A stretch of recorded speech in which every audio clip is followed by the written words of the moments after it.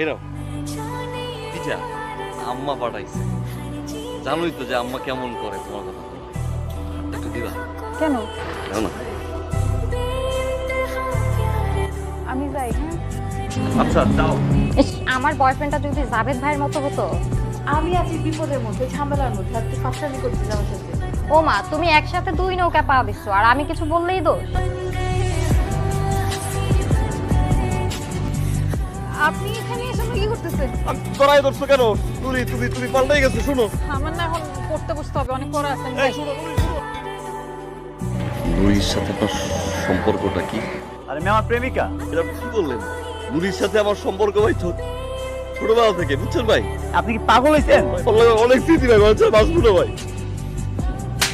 আমি কবে বলছি আপনাকে আমি ভালোবাসি? আপনি শহরে আসেন, আমার গ্রামের মানুষ, এই জন্য আসেন, আমি সুন্দর করে দুটো কথা বলি, দেখা করি, তার মানে কি আমি আপনার ভালোবেসে ফেলছি? আপনি এগুলো ভেবে ফেলবেন? আপনি যদি নেক্সট টাইম আমার সামনে আসতে চেষ্টা করছেন না, তো আপনার খবর আছে।